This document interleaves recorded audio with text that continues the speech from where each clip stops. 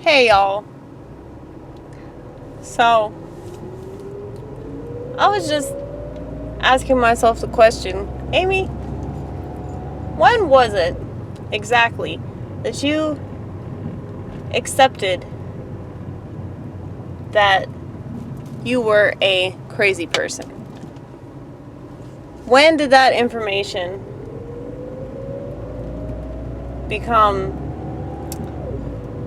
undeniable to the extent that you decided once and for all that there was no point in trying to be any less whatever the hell this is? When was that experience for you? And I think it was around the time that I started doing stand-up when I realized that, maybe there's like a purpose for it. Maybe I'm supposed to see life this way. And something that I was trying to talk about earlier, what if depression is the way that we're supposed to be? Like, what if these things that we think are really bad are actually really good? What if it's like the right way to approach life? What if we're supposed to feel this way? And we're really doing ourselves a disservice by denying that and being upset about it and treating it like it's a disability when maybe it's not. Maybe those that aren't depressed are the ones that can't see the truth.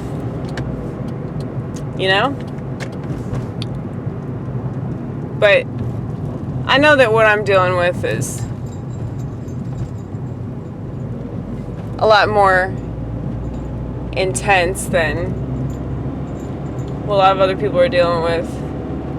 But that's what I'm saying, like, I just don't understand, like, why people are such babies about things that, like, man, if you could just accept that you feel like this for a minute, you'd realize that there's another minute coming, and you might not feel that way. And even if you do, fuck it. Like, who's to say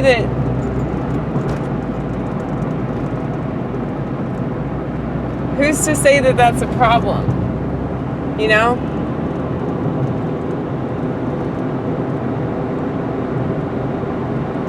Who's to say that that's like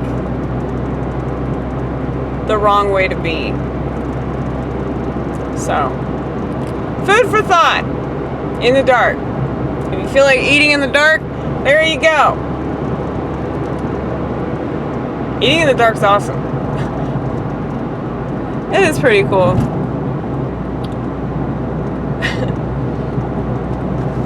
Mitch Hedberg has a joke about that. About glow-in-the-dark easy cheese. Have you guys heard that joke? It's fucking brilliant. Where he's talking about how he was applying easy cheese in the dark. And he was saying it was really dangerous because he didn't know how much easy cheese he was applying.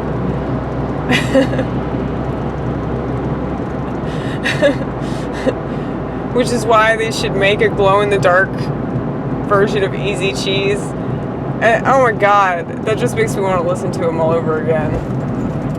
He has this one album where this guy is like playing bass in the background, and Mitch is so drunk, and a lot of people don't really know about this comedy set because, I mean, in all fairness, it's not that great of a comedy set. But if you're a diehard fan of Mitch, you'll love it no matter what, because it's brilliant. I think everything that came out of his mouth is genius. But it's like most of it, most of the stuff that he's doing, like, he's just really drunk. But he was a natural, though. That's why, I mean, I'll listen to anything by him, you know, because he was so good at what he did that even if it was just like mediocre, it was still really good, especially compared to, you know, what you see now and how lame and boring it is. I just don't like how people aren't taking risks, and the whole art form is just that. So if you're just saying the same shit, and maybe you're doing it for ego and nothing more, then how good can you possibly be? Anyway.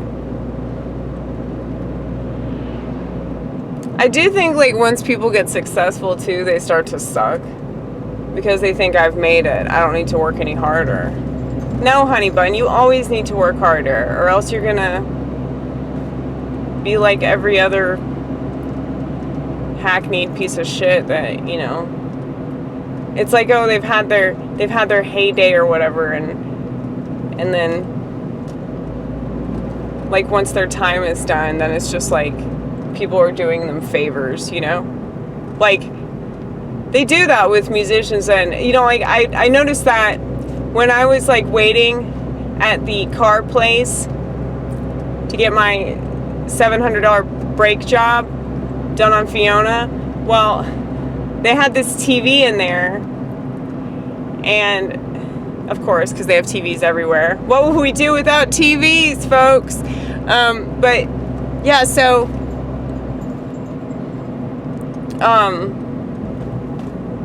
what was I saying? People on TV get jobs. Yeah, okay, so Wayne Brady, I don't know if you know who Wayne Brady is. One of the most talented people that's ever been on Whose Line Is It Anyway? The only black guy on Whose Line Is It Anyway? Really attractive guy, beautiful, beautiful voice.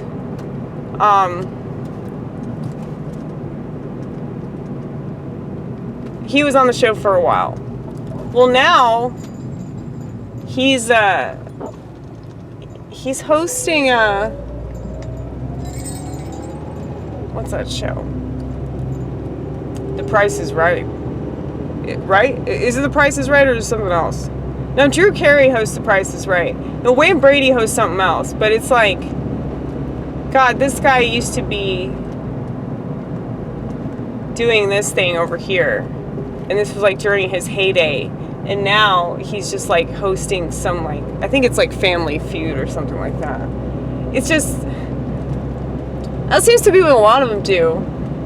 Like that guy that was on Home Improvement, Al, was that his name? That was his character name? The guy with the beard. Tim's best friend that he always made fun of every chance he got. So I don't really think that Tim Allen was a good friend to Al, but, you know, that was just a speculation. It could possibly be wrong, but whatever. I think that guy, the guy who plays Al, he was hosting Family Feud for a while. But yeah, that's just gotta be depressing. Like, to grow older in the entertainment industry and just to know, like, wow, I used to get wasted and I was all the rage, you know, like 20 years ago, and now nobody gives a fuck about me, and I had to, like, pull strings in order to get this shitty TV gig, you know? Like, that's just gotta suck. That's why it's better to do what I'm doing and just, you know, not get anywhere. Like, just keep living in a little suburb. Keep working your 2 restaurant jobs. Keep selling drugs. Keep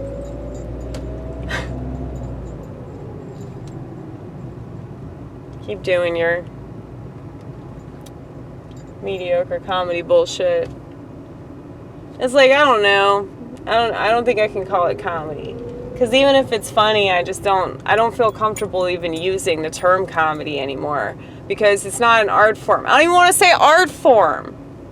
It's not anything.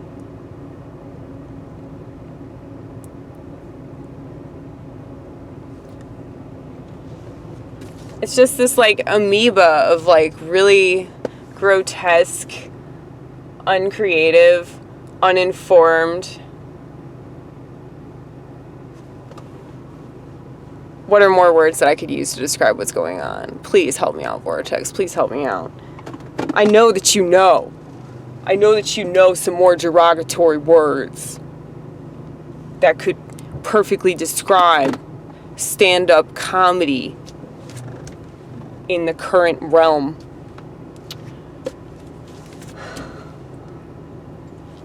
You said uncreative. Uncreative. Predictable. Yeah, predictable is a good word. Comedy's supposed to be unpredictable, you know? You don't know what's going to happen next, right? Right? Well. I mean, there have been so many comics that I've seen where it's like, I already know where they're going to go.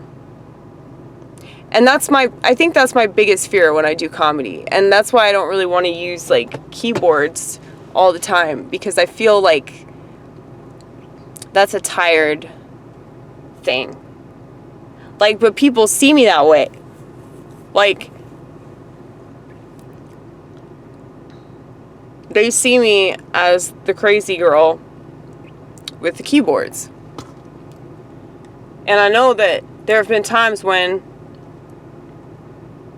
I haven't played the keyboard where people have been kind of disappointed, and I'm like, go fuck yourself. I don't have to do any of that shit. I do what I want, and I don't do what I don't want.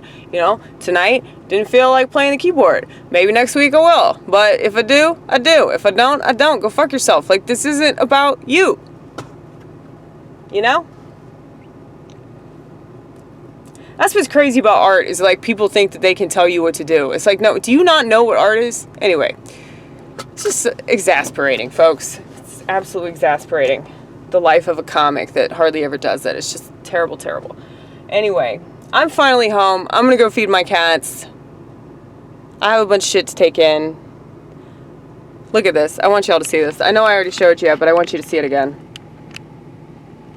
I got really frustrated because I couldn't find my phone and I couldn't find my camera when I was really lost. And the only thing that I could find that had light was this little baby right here. This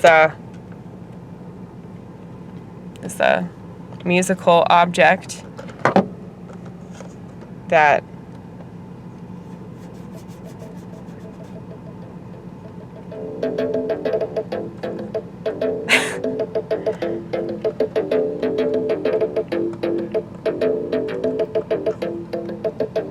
anyway, this is the life of an artist. An artist.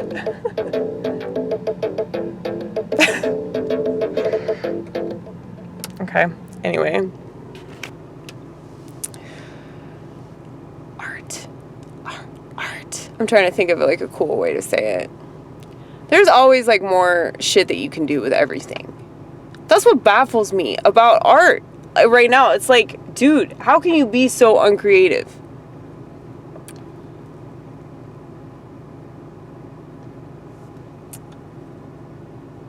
I just want to show everybody that you can. Like, that's my goal. I was like, I want people to want what I have. And so, if I want people to want what I have, then I have to show them why my lifestyle is better. I have to show them why not having a smartphone is superior to having a smartphone. Why being kind of a DIY person is better than relying on other people and relying on all these other things to like define you. Like, should figure it out for yourself. And always, like, utilize what you have. Always utilize what you've been given. Even if you don't utilize it in the way that is, like, kosher or whatever. You know? Like, you could always use things in a different way than the way that everybody else is using them. You know, like, I'm sure that there are so many people that have smartphones that do really awesome shit with them. You know? But trouble is, there are way more people that don't do anything cool with them. Like, they take selfies after selfies after selfies. And no selfie makes their life look remotely interesting. You know, no selfie makes anybody ever so slightly interested in their personality or anything that they have to say. But for whatever reason, society seems to think that society cares, right? I guess that's their Achilles heel. What isn't? Right? Anyway, I'm gonna go feed my cats. I gotta make some coffee. Gotta make some more coffee. I always need more coffee. I bought some coffee at the grocery store. It's very necessary. No matter what anybody thinks, I always need it. And you could say, you know, you're addicted to that. And I could say, fuck yeah, and that's just fine. We need to get shit done. Whether I do or I don't is immaterial. It's the